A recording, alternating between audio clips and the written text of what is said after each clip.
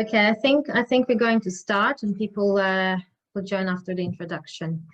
So, good evening, everyone. My name is Vera Darel, and I'm the Vice President of Australian Friends of Rambam. I would like to welcome you all to our first event of Meet the Expert for 2021.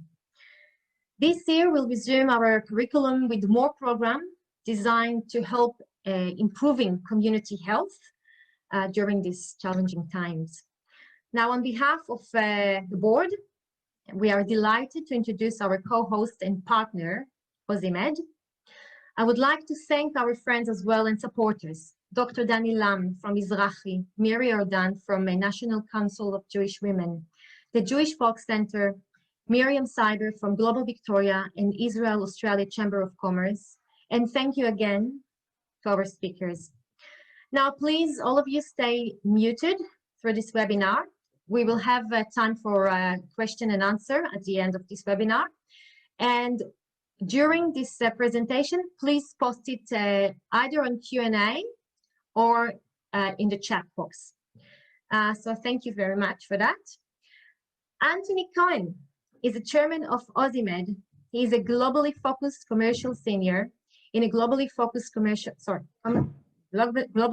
commercial senior executive with 32 years of experience, 28 at KPMG and 4 at Better Place.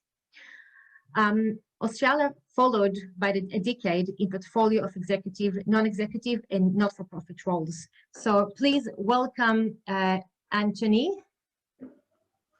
Yeah, you're not muted. Okay, Vera, thank you for the introduction. Firstly, thank you everybody for attending this evening. AUSiMED and Friends of Rambam are delighted to be hosting this evening's Meet the Experts presentation on next generation therapies for ovarian cancer. We're very privileged today in Israel, this evening in Australia, to hear from 2 very eminent scientists, Dr. Ruth Peretz from Rambam and Associate Professor Ron Feierstein from the Hudson Institute, who are going to talk about the emerging therapies for ovarian cancer, some of the latest advances in drug discovery, and their research collaboration to discover a new therapy, which I think is very exciting, that could help save the lives of women diagnosed in the late stages of the disease, as many are with this terrible disease. I'm not going to take up any more of the time from them. It's important we hear from them, not from me. I'll just hand over to Karen, I think, who's going to say a few words briefly as our moderator.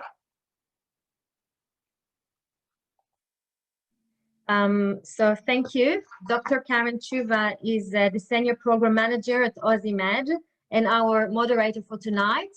So Karen, over to you.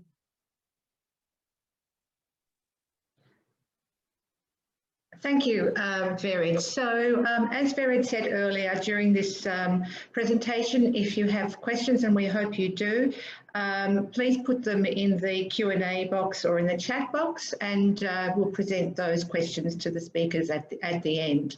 So I'd like to, it's my privilege to introduce our first speaker, which is Dr. Ruth Peretz, and Ruth is the director of the Women's Cancer Laboratory at Rambam Healthcare Campus, and she's an oncologist. Ruth graduated from the Faculty of Medicine at the Hebrew University at Hadassah Hospital in Jerusalem, where she completed both her MD and her PhD degrees, and she later went on to do a medical oncology residency at Rambam. Currently, Ruth focuses her clinical work on genitourinary and gynecological malignancies. She is the recipient of numerous grants to study ovarian cancer pathogenesis, and she is the author of several highly cited scientific publications in the field of prostate and ovarian cancers. So over to you, Ruth. Thank you, Karen. I'm sorry. You can see my screen, right? So thank you everyone for coming to our talk about the next generation therapies for ovarian cancer. So ovarian cancer is the most deadly gynecological malignancy in the Western world. It's not the most common gynecological malignancy, but it's the most deadly one because of the very poor prognosis of women getting ovarian cancer. It's often called the silent killer because in the early stages of the disease, usually women have no symptoms or they have very mild symptoms that don't lead them to go being checked.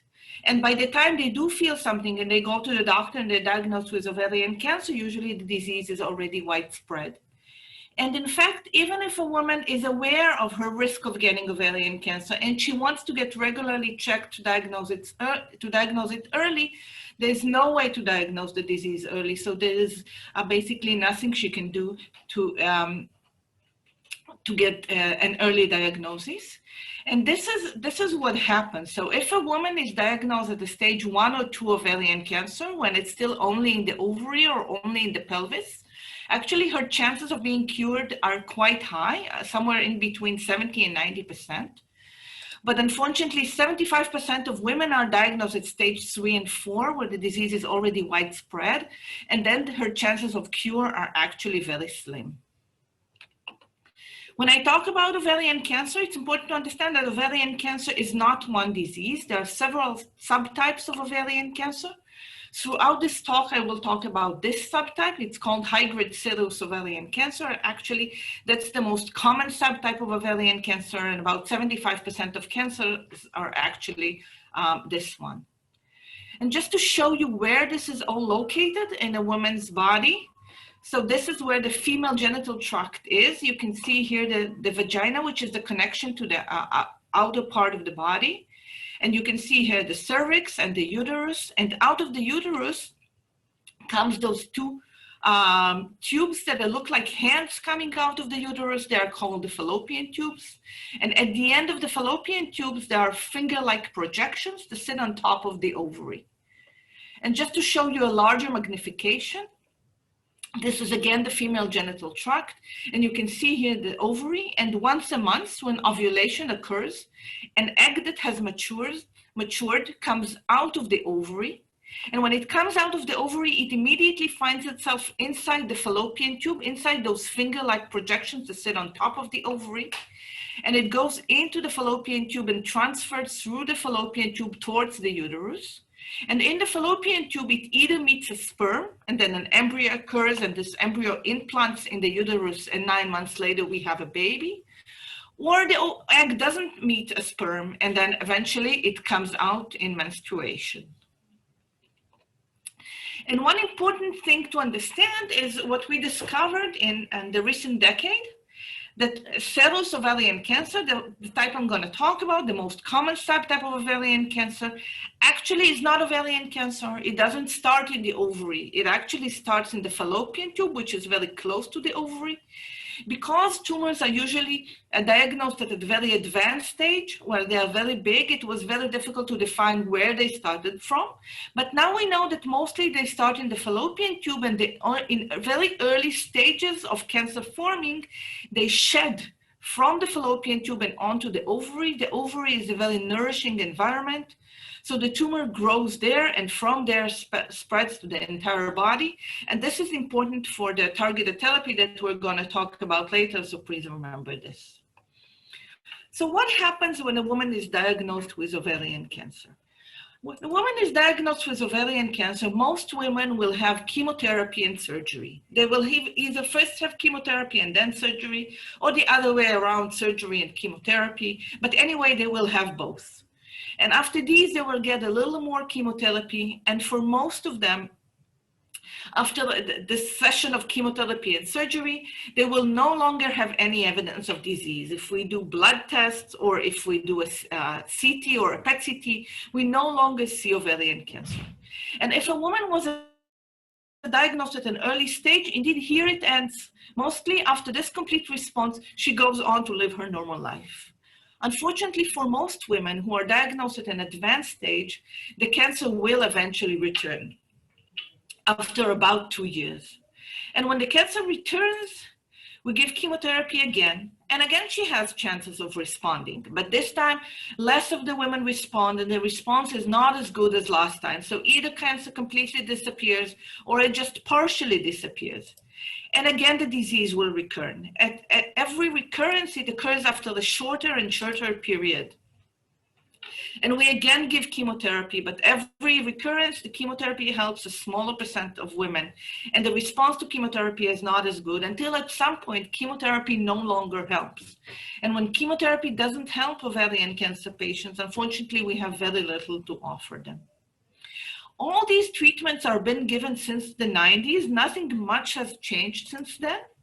The only thing that is new is in this phase, what we call maintenance therapy. So after chemotherapy supposedly lead to the entire cancer disappear, we know that for most women, the disease will return.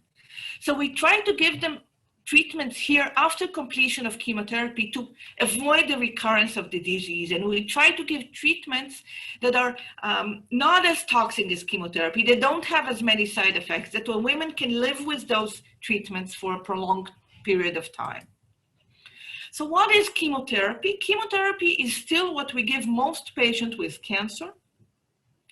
And the idea behind chemotherapy is that healthy cells, they divide slowly and in an orderly manner, and they do whatever they're supposed to do according to the organ where they are. Cancer cells are not like that. Cancer cells keep dividing very fast in an uncontrolled fashion. And because they divide so fast and so rapidly, they don't form good cells. The cells are very fragile and very unorganized, as you can see here. And the idea behind chemotherapy is that chemotherapy is, in its essence, just poison. And the idea is that because cancer cells are so fragile, they will die from this poison, while healthy cells will not die from it and remain. However, because this is a poison and it affects all cells that are dividing in our body, chemotherapy has quite a lot of side effects, depending on which chemotherapy and which dividing cells it hurts. Like if it hurts the cells of our bowel, we get diarrhea, and it hurts the cells of where our hair grows, so it causes hair loss, and so on.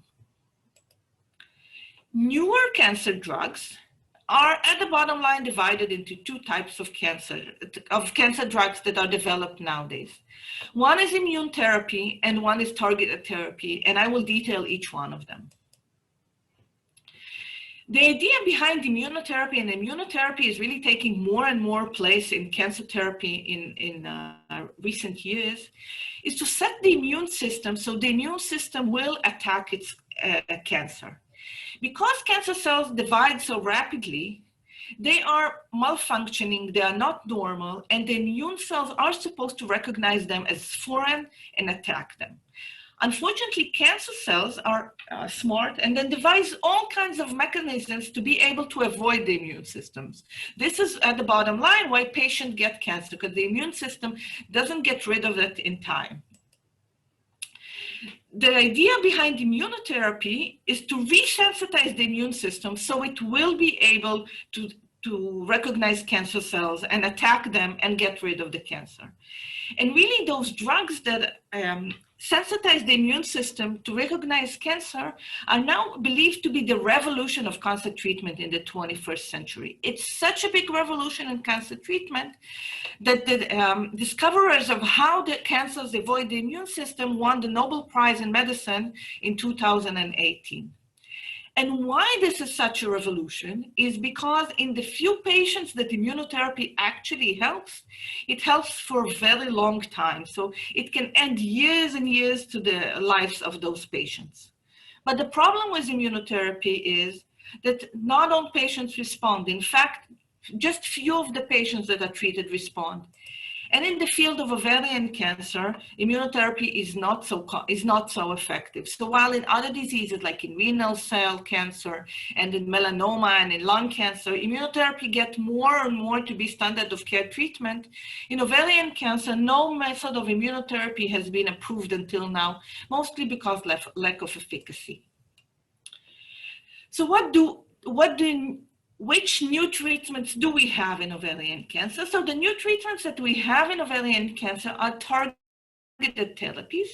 And targeted therapies, as I mentioned, have been improved until now, mostly in this phase, which we call the maintenance phase, after chemotherapy, to maintain whatever the chemotherapy does and to avoid recurrence.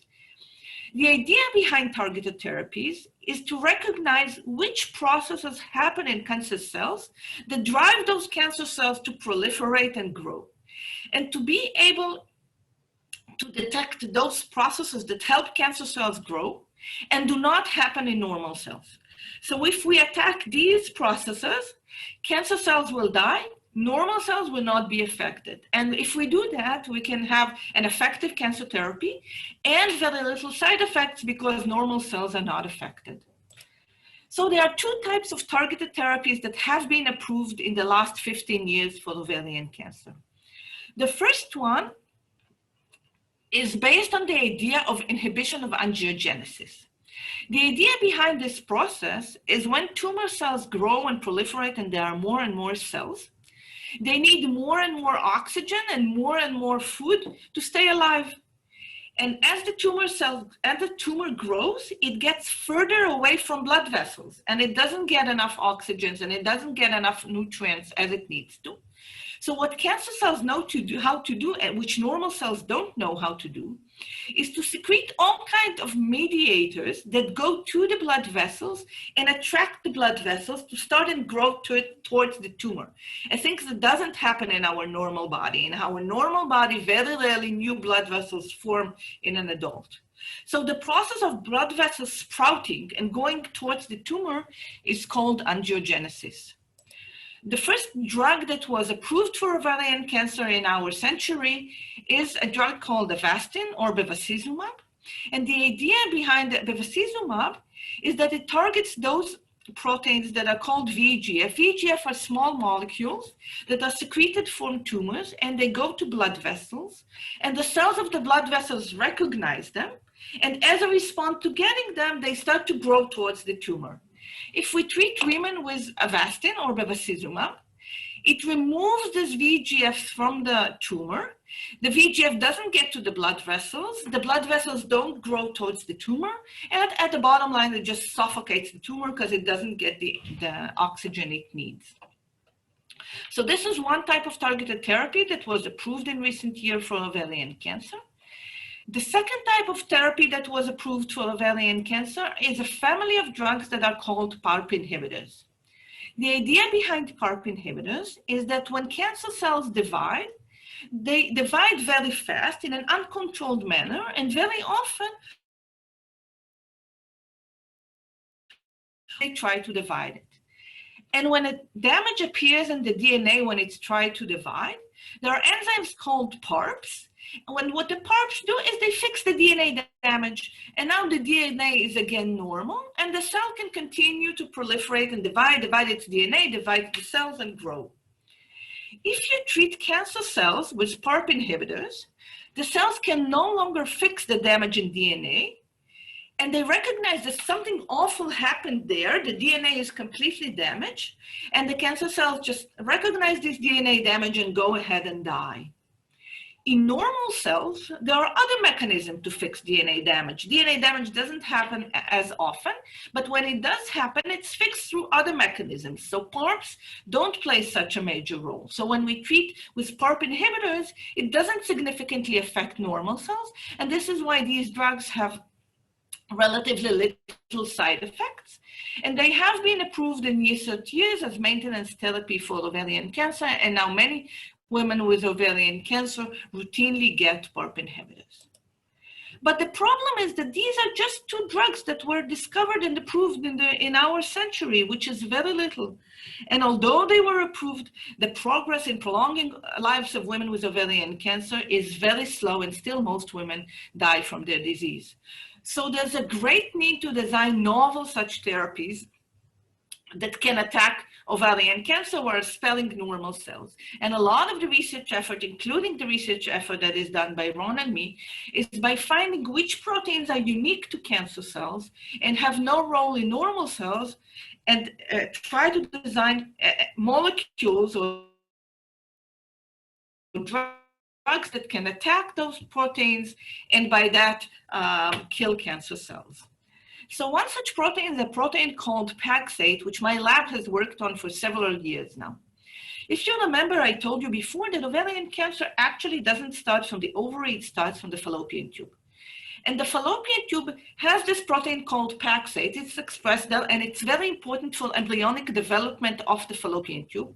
So we know that mice that don't have fallopian tube don't develop a functioning female genital tract.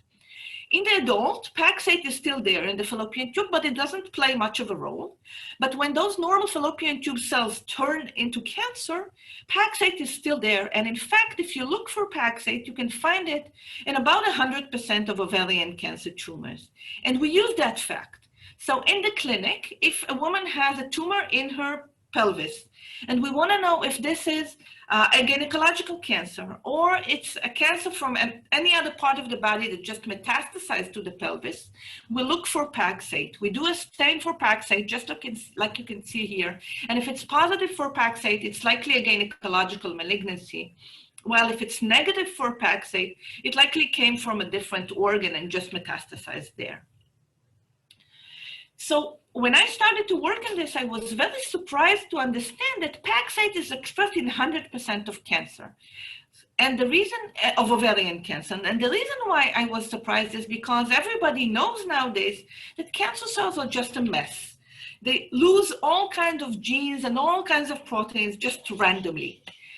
And for something to be there in 100% of cases, the fact that ovarian cancer never just loses Paxate, suggests that it's important. And maybe if cancer cells lose Paxate for some reason, just randomly, they die and we don't see them. So to test this hypothesis, Dima, who is a student in my lab, she took ovarian cancer cells that grow in a plate in the lab. And this is something we can't do in women. We can just do in cancer cells that grow in a plate. We can remove Paxate from them, and that's what she did. She deleted Paxate from those cells and looked what happened to them. And what she saw is that if you remove Paxate from cells, they don't grow as much. And in fact, she showed that if you remove Paxate from cells, they die. So this suggested us that maybe Paxate would be a good target for cancer therapy, because if you can find a drug that would stop the activity of Paxate, cancer cells will die. And we know that Paxate has very little role in an adult woman. It has a role in the embryo. But in adult women, the role of Paxate is very minor. So if we inhibit the activity of Paxate, we will have cancer cells die and almost no effect on normal cells. The problem with this great idea is that the structure of Paxate. If you look at the protein of Paxate, you see that it's built in such a way that you can't inhibit its activity. You can't design drugs that stop it. So if you can't design a drug that stops the activity of Paxate, we need to find a different idea. And the idea was to try and see what activates Paxate in cancer cells, which proteins activate Paxate in cancer cells and do not activate Paxate or do not activate anything important in normal cells, and try and see if those proteins that activate Paxate can be targets for therapy, and maybe we can design drugs to do them, to design the drugs that would inhibit them. To do that, to find which proteins activate Paxate, something that is currently completely unknown, we approached Professor Ron Feierstein to use his novel and very up-to-date methods to find which proteins regulate Paxate. And here I will give the stage to Ron.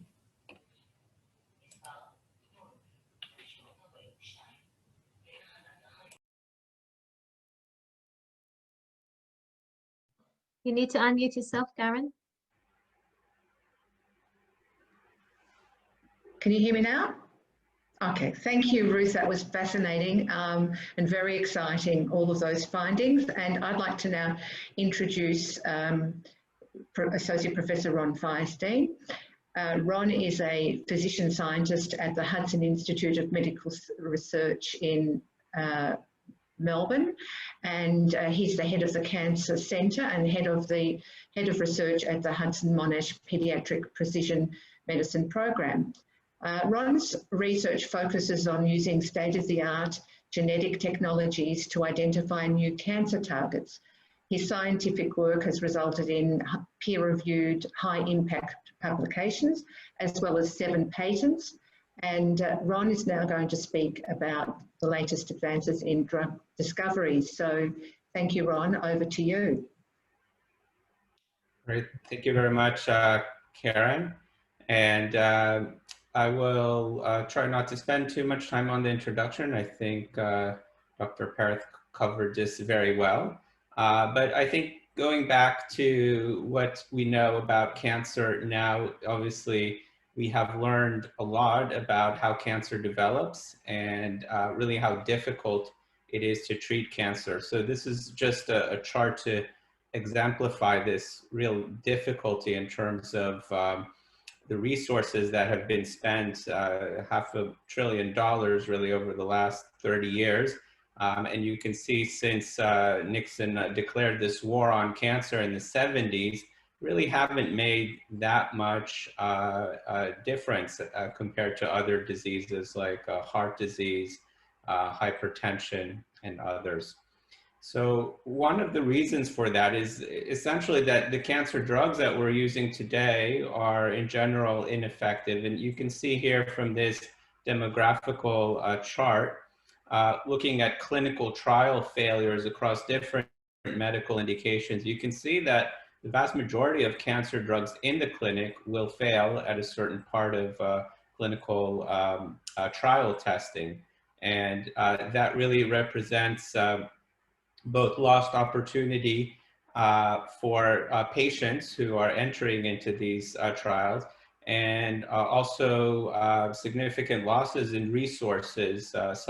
Some clinical trials will cost $500 million actually to run these trials. So, and they do take a significant amount of time and many years. So clearly we need to go back and think about the kinds of drugs that we're nominating and putting into patients and learn more about the biology of disease so that we get better success rates. And I think one of the things that we've realized over the past decade or so is that in fact, cancer is not just one disease. And when Nixon declared war on cancer, we thought really cancer is cancer, but we now know that cancer of the ovary is different than cancer of the breast. And even within patients, within patient populations, there are distinct differences that go beyond just the pathological view of the cancer under the microscope. So we know today through genetic and genomic sequencing, looking at the DNA and other alterations in patients, that in fact, every cancer is its own really unique entity. And that really obviously makes things challenging, but it also presents an opportunity in terms of understanding through all these changes, what are the real drivers of the cancer phenotype and what should we be targeting in a rational way. So as Ruth pointed to, chemotherapy just kills most cancer cells. It also has effects on killing other normal proliferating cells. But the real problem with chemotherapy is that unless we catch the cancer very early, when there's relatively few tumor cells left, the cancer cells learn how to evade the chemotherapy. And essentially, like bacteria develop antibiotic resistance, the cancer cell develop resistance to chemotherapy and will continue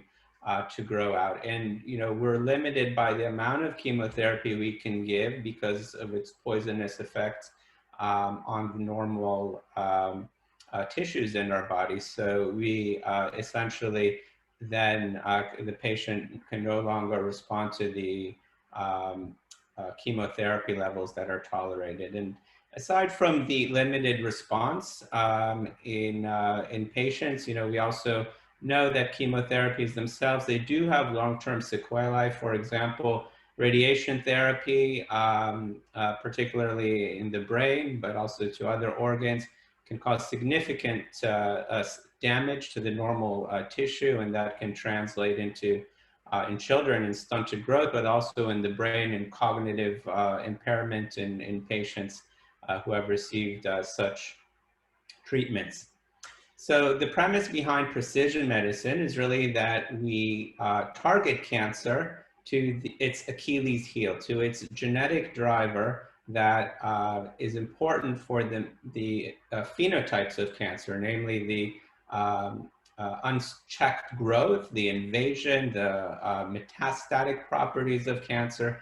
And by targeting these clear and distinct genetic pathways, we thus avoid the toxicity that's seen with some of the chemotherapeutic poisons. And within the premise of precision medicine, as we know, there are different genetic drivers in different cancers. So along with identifying the therapeutics, we also have to identify biomarkers that will tell us which patient will respond to which types of targeted therapies. And you can see here in this simplified cartoon, a schematic showing different kinds of cancer patients who have particular genetic mutations or alterations, and through genetic sequencing, we can identify mutations that might predict response to a particular therapy, treatment A versus treatment B, or could even predict adverse reactions to standard chemotherapy. So all of that is really undergoing, and it's exciting work. But what we really need to do is not just look at the genetics of the cancer, but as Ruth pointed out, look to see what are the functional dependencies. So in many cases, a protein might not be mutated, but it's still there, it's expressed, and we need to identify from the milieu of different signals in the cancer cells which are the critical drivers. So over the last decade or so, there's obviously been a lot of effort in characterizing the genomic anatomy or landscape of different alterations in ovarian cancer, including copy number changes in the DNA, other changes in the both genetic and RNA level, and also lineage markers such as Paxate that Ruth pointed to. But importantly, we need to identify which of these different alterations is actually functionally important for driving the cancer growth and invasion. And in order to do that, what we really need to do is to marry the genomic and structural characterization of the cancer together with functional approaches, where we can interrogate the function of hundreds or even thousands of different genetic drivers and sift through in a comprehensive and unbiased way and identify which ones are really necessary for the growth of the cancer cell. So this can be done using a number of different approaches, and I'll share with you particularly one technology that we've used over the last few years called Crispr that enables us to do this really at high scale. And in addition to these tools that we brought into the Hudson Institute over the last few years, it's really important to use the right kind of clinically relevant patient models. So we've used this kind of what we call an integrative genomic approach that really merges the functional dependency mapping using technologies that enable us to ablate specific proteins, including CRISPR and RNAi, together with annotation of the genomic changes and using tissues directly from patients. Together, we can come up with discrete therapeutic targets and biomarkers that predict the response of targeted agents against those genetic defects. And the proof of the pudding is that over the last 10 years, we've really had a lot of success with this kind of strategy. So back from my work at Harvard Medical School and Dana-Farber Cancer Institute, we identified the role of CDK8, a kinase in colorectal cancer. Later on, as part of our work at Genentech, we identified a couple of different targeted therapies that have led to clinical trials. And more recently, we've used this exact kind of approach to identify a therapeutic target in colorectal cancer that can be repurposed as it's already in clinical trials for leukemias. So this approach really relies, as I mentioned, on using the right kind of patient models.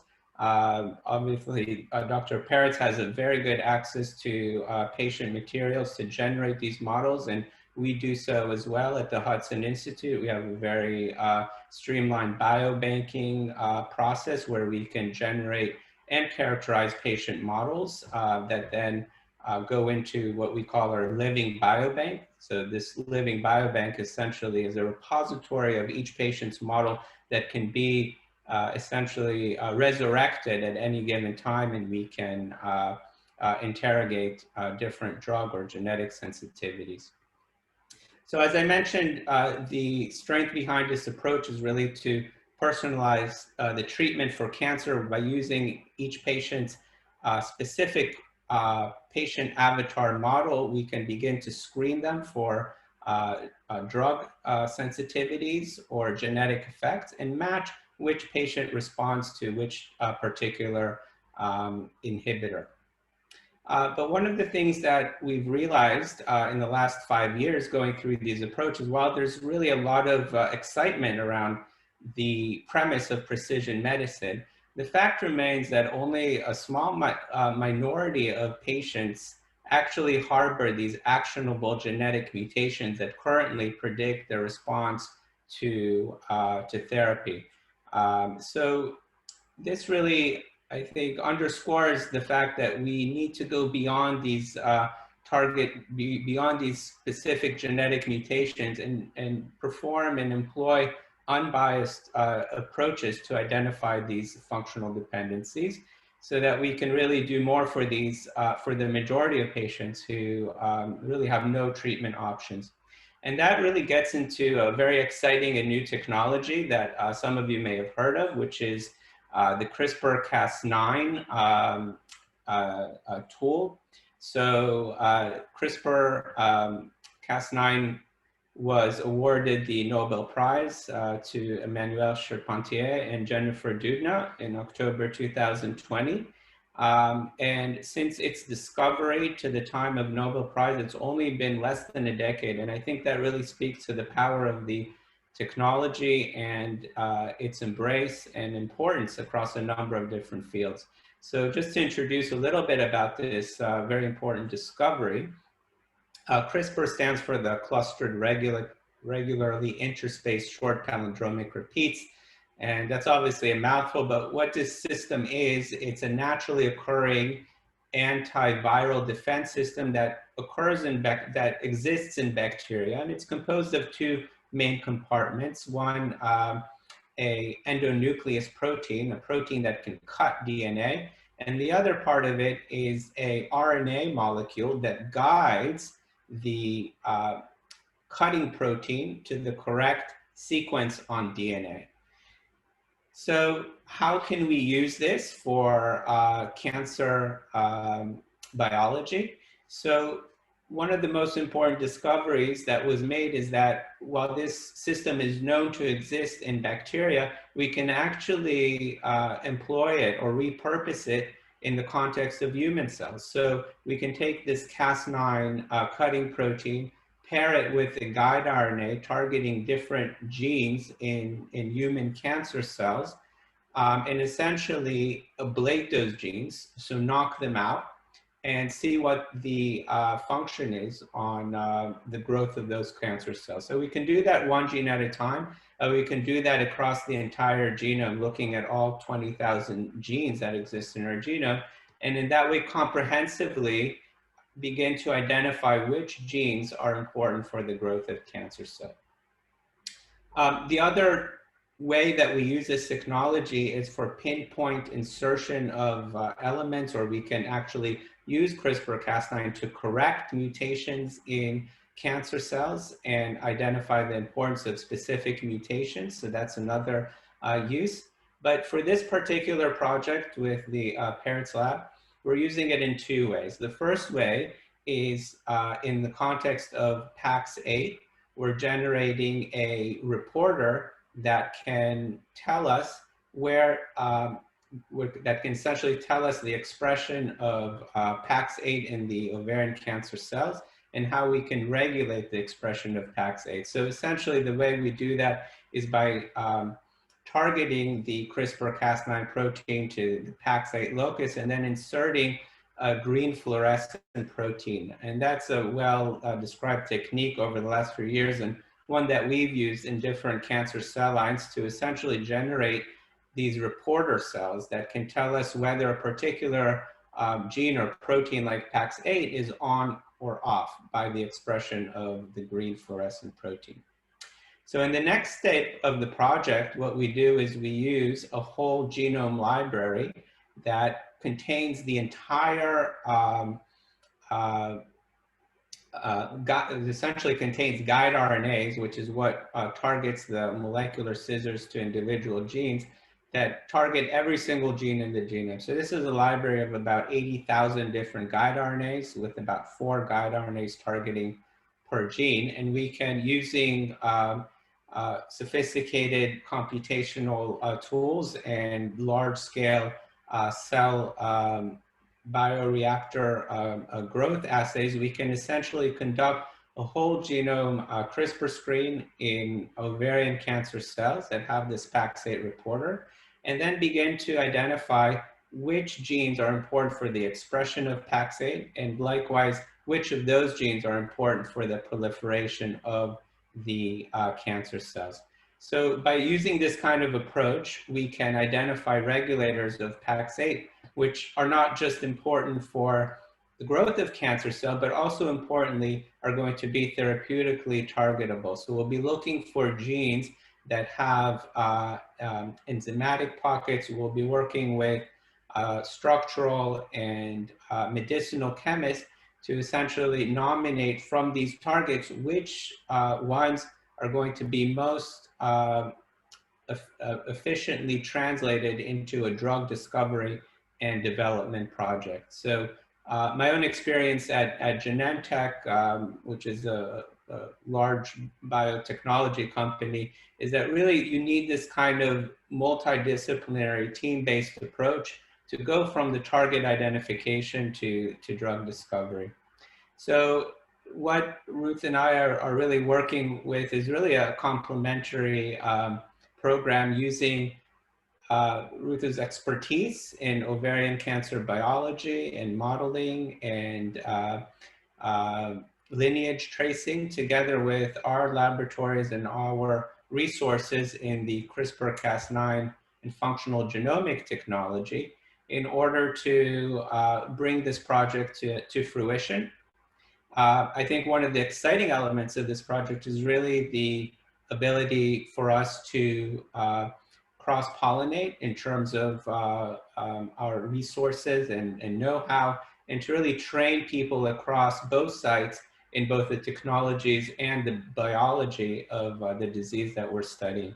So some of the timelines for the project are shown here. It's really a 2-year project, but obviously with the success of the project, we view this as something that can translate into a much larger program that can really go into the preclinical stages of development. But for the 2-year pilot program, what we're looking at is to develop the reporter lines using the CRISPR-Cas9 knock-in approach that detailed. So that's about 6 months of work, conducting the whole genome CRISPR screen, and then spending the last year in target validation and beginning to nominate targets that are therapeutically targetable. So I'll just conclude by thanking the members of the team here who have really been involved in spearheading some of these technologies across cancer precision medicine. And it's been a wonderful collaboration, not just with the Hudson Institute, but also with Monash University, including the head of the Biomedical Discovery Institute, Roger Daly, and Sefi Rosenbluth, who's been instrumental with the functional genomic technologies. So I will stop here, and happy to take any questions.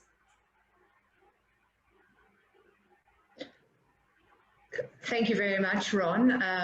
Another fantastic presentation, and I'm sure it's bringing up a lot of questions for everybody who's in attendance. I have a few questions here that have started to trickle in, and while we handle the first few questions, anybody else who wants to ask a question, can you please just put them in the Q&A box, and I'll try to get to as many questions as we can in the time we've got left, which isn't all that much. But here goes. We'll start with the first question. There's a person here who said, how can this research project help women who are diagnosed in the late stages of the disease? So who would like to answer that question? Ruth or Ron? I can answer. So the idea behind this project is to develop a new kind of targeted therapies. Targeted therapies have been working well in ovarian cancer, but there are clearly not enough of them, and they don't work well enough. So the more targeted therapies we will have, we can treat more women with one targeted therapy and prolong her life by some time, and then give another targeted therapy and prolong her life more and more. So the more targeted therapies we have, we will be able to prolong lives of patients diagnosed with ovarian cancer at a late stage. To design targeted therapies, you need to know what to target. And this is the idea behind this project, to find which proteins are important in ovarian cancer, and then find a way to target them. Thank you, Ruth. Another question here is, what's the relationship, or is there a relationship between ovarian cancer and breast cancer? And if I could just add something that I noticed in your presentation, which is along the same lines, is, Ruth, you mentioned that the PARP inhibitors are more effective with women with the BRCA gene mutation. So are you able to enlighten us on those two questions? Yeah, so there is a relationship between ovarian cancer and breast cancer, but not all subtypes. So as I mentioned, there are several types of ovarian cancer, and similarly, I didn't talk about it, there are several kinds of breast cancer. And the kind of ovarian cancer which I'm talking about, the high-grade serous cancer, mostly resemble the type of breast cancer that is called triple-negative breast cancer. And we know those are different diseases. You can't say they're the same, but they have similarities, and they are more like each other compared to, let's say, lung cancer is further away or colon cancer is further away. So they do have some similarities. One of those similarities is indeed, like you mentioned, Karen, is the PARP inhibitors. So the PARP inhibitors are mostly effective in tumors that have mutations in BRCA, or mutation in general in all kinds of DNA damage fixing mechanisms, and BRCA is one of them. So PARP inhibitors are effective in breast and ovarian cancer. Another connection between the two diseases is that they come in the same families. So there are, although in most cases, women with ovarian cancer, it's not genetic, but in some cases it does come in families. And women that have mutations in BRCA1 or BRCA2 genes, they have a higher risk of getting breast and ovarian cancer. So this is another connection between the two diseases. And these are, again, the same patients where PARP inhibitors are most effective in them. Okay, so thank you. If there's any follow-up question there from the person who asked, just put it in. I'm not sure that we'll have time, but here is another question. Perhaps it's for Ron to answer. Are there going to be any trials for the Paxate Crispr therapy? Yeah, so good question. I think Dr. Peretz answered that one pretty well earlier, in the sense that the CRISPR technology that we're using is not going to be a clinical trial. It's a research tool that enables us to identify the next generation of targeted agents that can go into clinical trial. So Paxate itself, it can be knocked out by CRISPR, but that could not be done effectively as a therapy because of the difficulty of doing that specifically and with great efficiency within humans in that kind of context. So there are clinical trials going on with the CRISPR technology, but they're really focusing on very specific genetic diseases where you really actually don't need to correct the defect in every single cell. It's enough to correct it in a certain proportion of cells to rescue a defect. I hope that answers the question. Thank you. Yeah, that was great. So the next question is the Paxate protein unique to ovarian cancer? So it's not only in ovarian cancer, but it's not that common overall. So in terms of cancers, we see it in gynecological cancers, so both ovarian cancer and cancer of the uterus, that is called endometrial cancer. We see it in kidney cancers and in thyroid cancers. In terms of, but not in any other cancer. So as far as protein goes, that's considered quite specific. In terms of the normal body, we see it in the uterus, in the fallopian tubes, in the kidney, and in the thyroid. And we know that in most of those organs, other than the thyroid, it's non-essential. So we see it, we don't know what it does. It seems like if we delete it in a mouse, the organs still function fine. So we don't really know what it does there. That's why we think that even if we target it, and it is expressed in other normal organs, targeting it or inhibiting its activity in normal organs won't do much damage because it's there, but it's not important. Yeah, I'll just add on to that. I think the fact that Paxate is also expressed and important in other significant cancer type like kidney cancer is a very important point, because if we're able to develop a targeted agent that can suppress Paxate, then that would go beyond the repercussions of that it may have activity in additional cancer types and benefiting other patients. And that's really a paradigm that we've seen for other oncogenes as well. So for example, we know that melanomas or skin cancers will have a mutation in a gene called BRAF. That same mutation also exists in other cancer types. So when you develop a drug targeting a particular oncogene, in many cases, there's also opportunities for patients with other kinds of cancers to benefit if they have that same oncogene active in their cancer.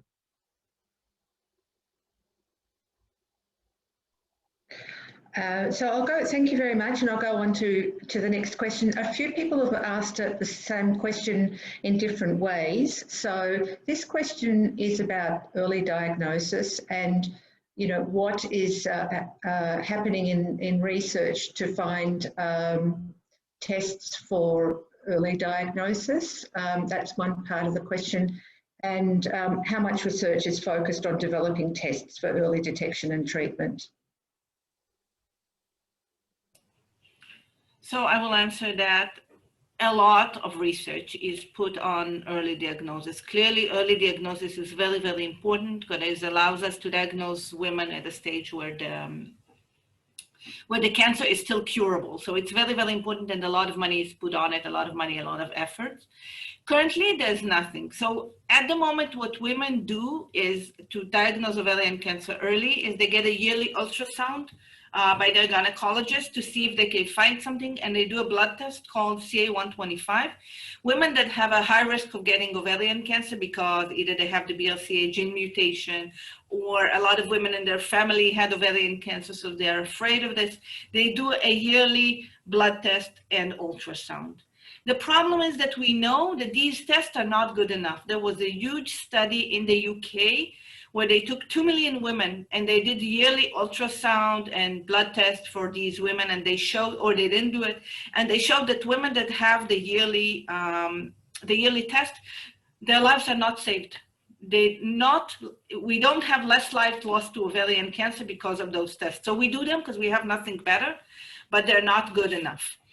The focus on early diagnosis has really changed in the last decade since we discovered that the cancer starts from the fallopian tube and not in the ovary. And this really had shifted this whole field of research into looking into all kinds of fallopian tubes protein or fallopian tubes RNA or fallopian tube imaging, all kinds of fallopian tube related things to be able to detect something early. I read their research papers, very initial, that were published in recent years. Nothing is, as far as I know, is close to the clinic. So it will take still years until something is found. And this is my opinion, of course. I'll be happy to be wrong.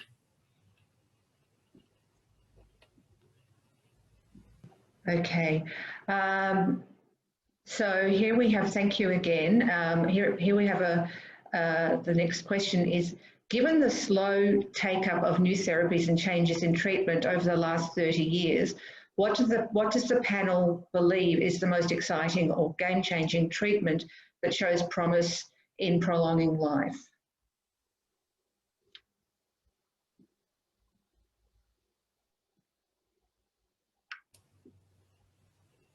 That's a difficult one. Yeah. Ron? I was going to say that I was going to interpret to you as a question for an oncologist.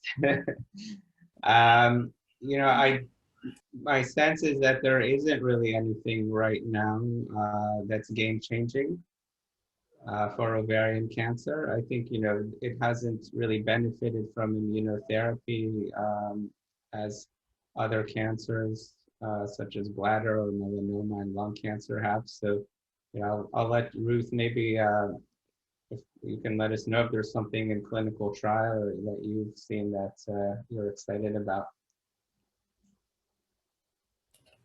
Yeah, I totally agree with you, Ron. PARP inhibitors were very, very exciting, but I think we reached now the point where we know its abilities, and maybe combining PARP inhibitors with other therapies. But I think we know now what PARP inhibitors do. They're great drugs, but they have a limited effectivity. I do, one of the things that I do here in Rambam is I do phase 1 clinical trials. So any new drugs that are developed around the world for ovarian cancer or for other therapies, we get to test them first.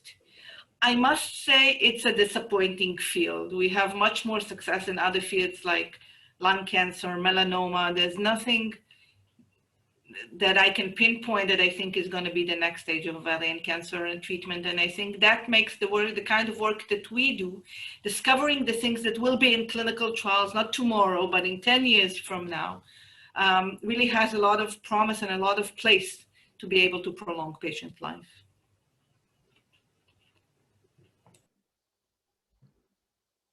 Vera, do we have time for one more question? One more. Okay, one more question. So we have a question here. Would you advocate fallopian tube removal if there's a history of ovarian cancer? A history, I suppose you mean family history, because if a woman has herself ovarian cancer, she would have had the fallopian tubes removed as part of the surgery. Yeah, family history.